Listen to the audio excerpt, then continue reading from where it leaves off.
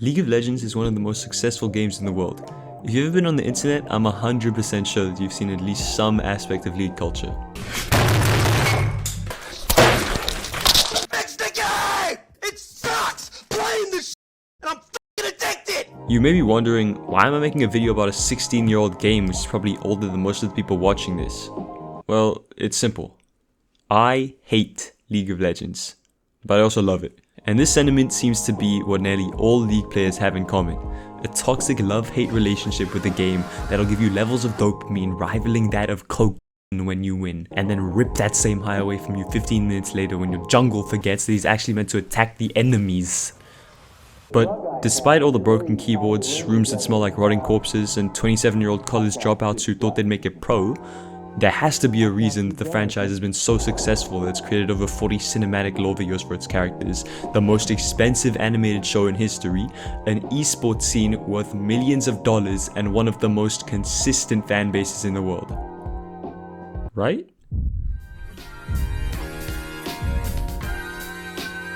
The playstyle of League is pretty unique. It's a top-down MOBA style game where two teams of 5 are matched up against one another, each player with a different, very important role in the game.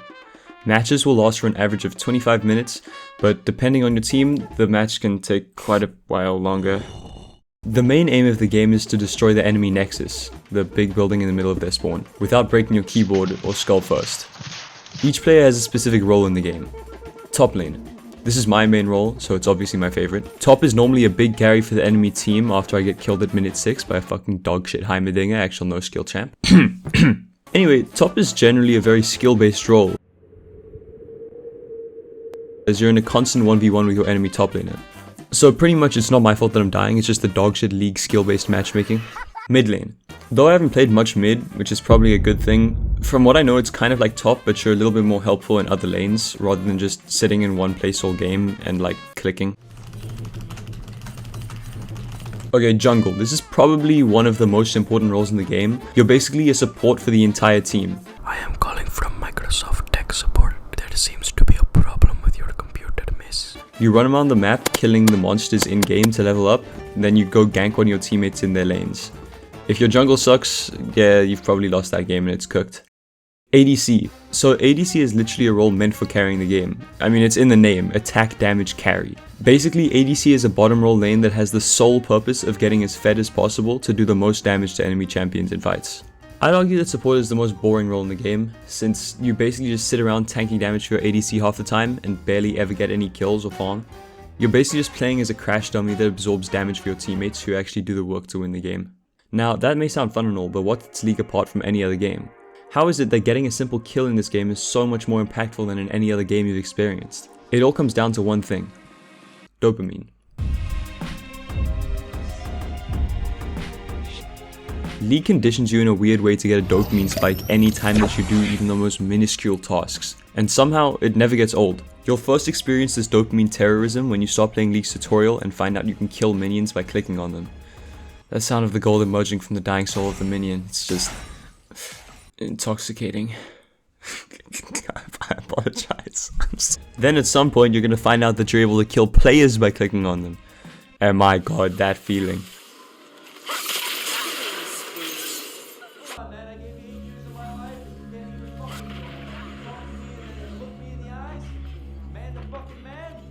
Holy shit, I'm getting goosebumps just thinking about it. Then at some point you're gonna enter a real game for the first time.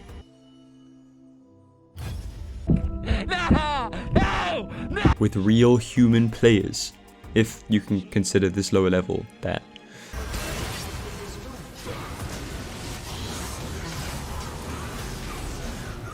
And I'm telling you, once you get those first kills in a real game, honestly at that point you should just give up. There was no hope for you anyway. But what's the problem with League then? Why does everyone hate it so much? You see, earlier when I said dopamine terrorism, I wasn't just lying for some funny effect. That's actually what this is. When it gives you those highs from just killing a minion, and you're killing a minion 100 times a game, and you're probably getting a couple kills a game too, you don't even want to know how bad it feels when you die or lose. Because not only is that all of your work for the last 30 minutes invalidated, but you feel like less of a human being after it. You feel like the world is looking down upon you and God just spat in your face. Damned to the pits of Ironfall. Keep in mind, by the way, that I'm bronze, so like, I'm bronze 3, man. I don't know what I'm talking about. Just to give some context, here are some clips of the happiest League players. O. Nie! Ja pierdolę, nie! Ja jebie, klawiaturę zalałem do skurwysyna, nie! Nah, man, I'm so happy to have the opportunity to play this game. Well played by you. Now, maybe one of the worst parts of League of Legends is ranked queue. If you want to live a happy life, never load into League of Legends ranked.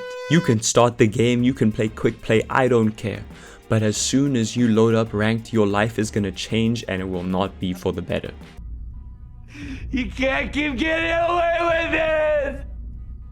You can't keep getting away with it! I'm telling you, right as you're hovering over that button, just to click play, remember, you can still stop. But once you get into ranked, boy is it bad. Imagine there's like a lady with like Alzheimer's and then she's about to die, but she tells you that your cock was so like nice to get to buy that it like cured her Alzheimer's, and it's like, that's where I am mentally. It's just a game retard. When your mother dies and she's on her deathbed, passing away, taking her final breath, and you're there crying, I'm gonna come up to you, she's just a person, retard, and then I'll just walk away. Now, from all that I've just described of the pain of playing this video game, you'll probably be wondering why the hell people play it then. That's where the paradox comes in.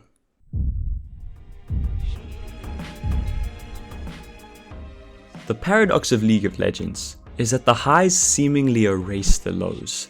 You could be going on a 3-loss streak, so depressed you feel like you've been broken up with twice and Santa Claus didn't come to your house on Christmas Day. But one win, those losses, those were warm-up games. You will be on a 2-hour losing game streak, and you get one lucky win where you get carried. You carried that game. You were the driving force of that win. You are Faker. In fact, no, you are better than Faker. Faker doesn't have shit on you. Everybody says, who does he think he is? I just told you who I thought I was. A god. Rarely though, it is like an alcohol addiction. You say one more game, and then that turns into like 7 in a day. This video is kind of like an advertisement to not play League of Legends. I'm doing good for the world. But obviously, these highs and lows can't be the only things that are keeping League so sustained in pop culture for so long. That's where we get into the culture.